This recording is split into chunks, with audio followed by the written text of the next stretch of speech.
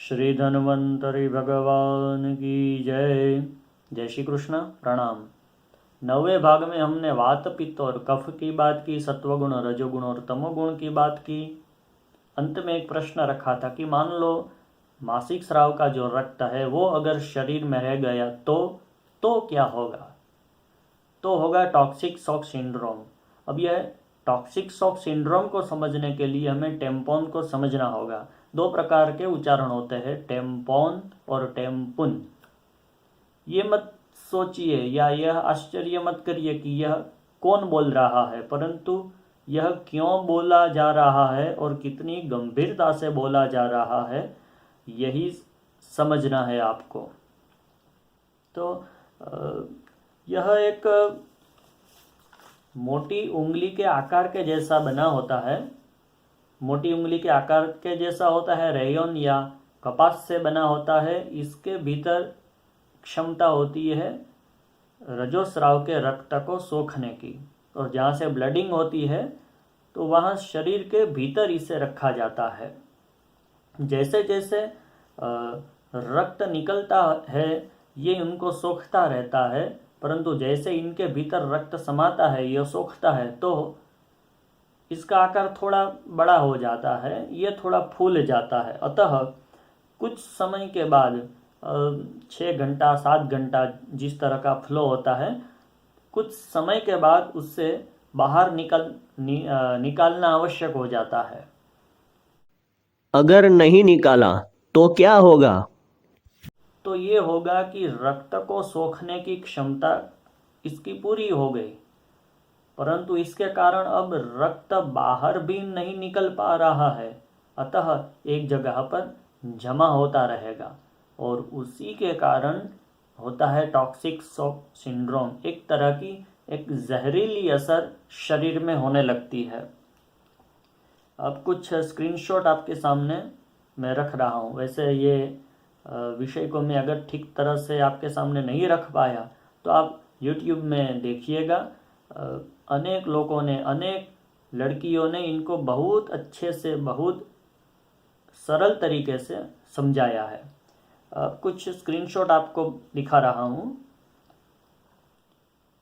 बहुत ज़्यादा देर तक टेम्पोन को पहने रहने से या लंबी अवधि तक पहने रहने से टॉक्सिक शॉक सिंड्रोम का खतरा रहता है, जो कि जानलेवा हो सकता है। TSS सिंड्रोम के लक्षण होते हैं तेज बुखार, बॉडी पर रैशेज और उल्टियाँ।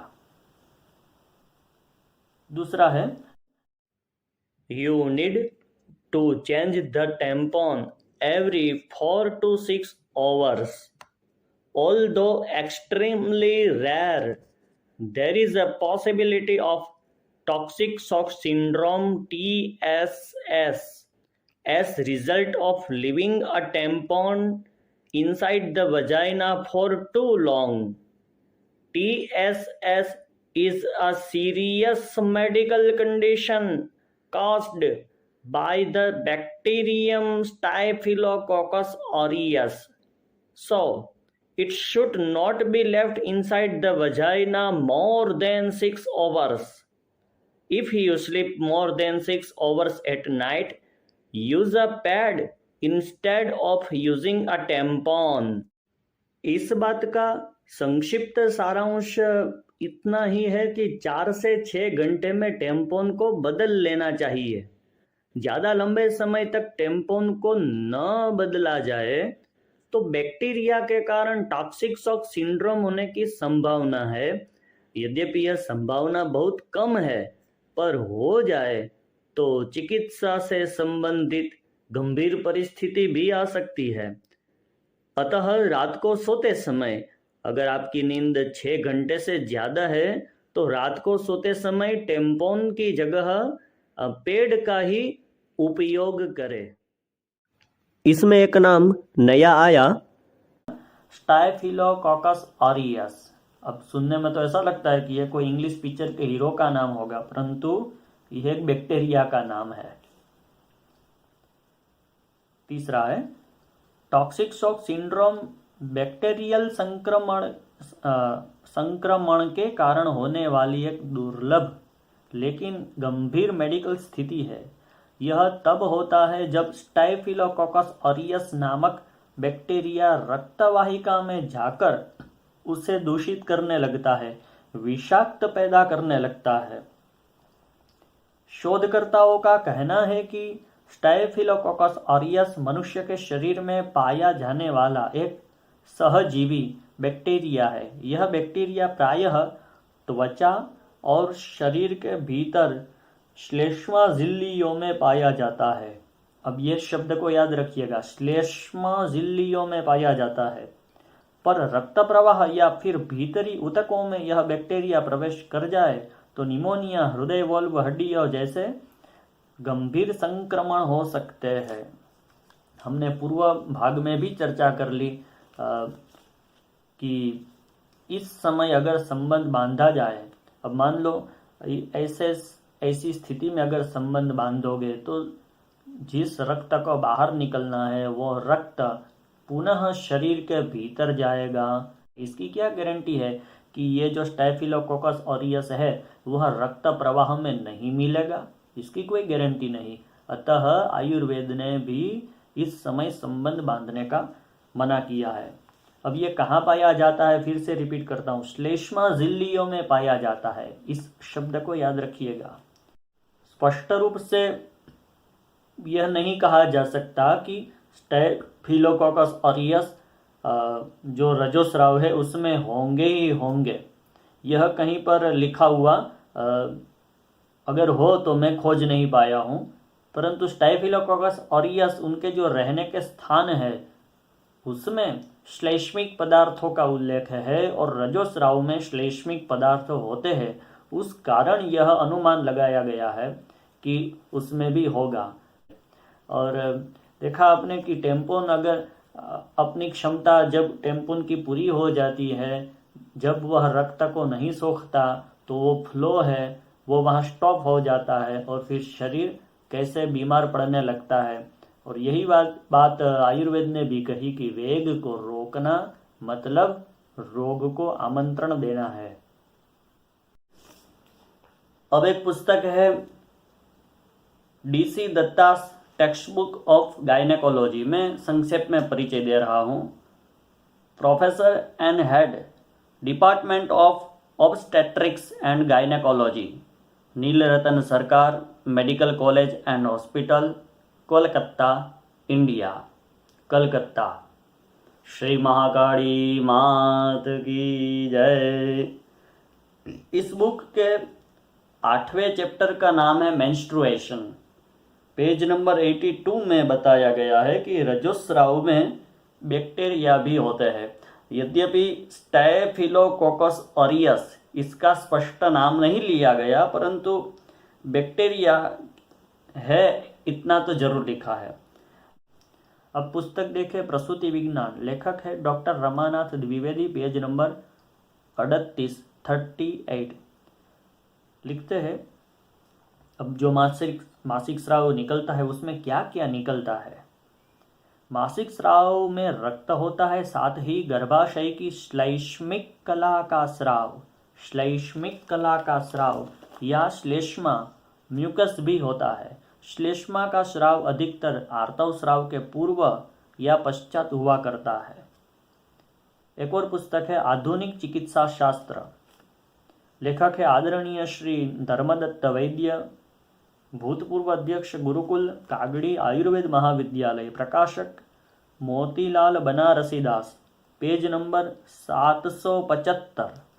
इसमें ये लिखते हैं, इस चक्र के प्रथम 3-4 दिन गर्भाशय से रक्तयुक्त द्रव का परिस्रवण होता है, जिसमें टूटे हुए रक्तकण तथा मरकर जड़ा हुआ एंडोमेट्रियम होता है।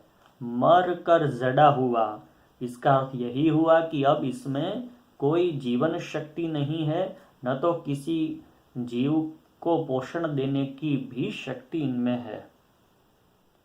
गर्भाशय के अंदर के स्ट्रोमा सेल्स से अर्थात कोशिकाओं के ढांचे से और ग्लैंड से अर्थात ग्रंथियों से आया हुआ द्रव होता है। साधारण रक्त की तरह यह रक्त जमता नहीं, क्योंकि ओह, इसका जवाब तो आप देने वाले हो। तो इतनी इतनी सब चीज़ें होती है। माता कामाख्या को प्रणाम करते हुए मैं अन्य फेमिनिस्ट लोगों को भी बड़े विवेक से कहना चाहता हूँ कि यहाँ पर जिन जिन चीज़ों का उल्लेख किया गया वो सब चीज़ें वहाँ मंदिर में नहीं निकलती, इस बात को ध्यान रखिए। पुस्तक का नाम है दाम्पत्य जीवन। याद रहे यह 1930 में लिखा गया है। लेखिका श्रीमती सुशीला देवी निगम। पेज नंबर 63 इसमें लिखा है, मासिक स्राव का अंश गर्भाशय के भीतर रह जाने से भी हानि होती है। कितनी मिलती जुलती बात है वो टॉक्सिक शॉक सिंड्रोम से। अब एक प्रश्न, टेम्पोन के भीतर यह क्षमता होती है कि मासिक धर्म के रक्त को अपने भीतर समा ले, मासिक धर्म के रक्त को सोख ले। यह टेम्पोन शरीर के भीतर होता है। जितना भी रक्त निकल रहा है उसको अपने भीतर यह टेम्पोन समा लेता है, परंतु उसकी क्षमता होती है 4 या 6 घंटे तक की ही। उसके बाद वह मासिक धर्म के रक्त को अपने भीतर सोख नहीं सकता। उसकी क्षमता पूरी हो गई। इसके कारण उसे बदलना परम आवश्यक है। अगर न बदला जाए तो मासिक धर्म का जो रक्त है वह टेम्पोन के भीतर तो नहीं समाएगा और टेम्पोन के कारण उसका मार्ग रुका हुआ है, इसलिए वहीं पर जमा होता रहेगा। फिर से शरीर के भीतर वह जा सकता है। उसके कारण अनेक बीमारियां भी आ सकती है। डॉक्टरों का यही अभिप्राय है। फिर भी कुछ डॉक्टर ऐसा भी कहते हैं कि इन दिनों में संबंध बनाने से कोई हानि नहीं होती।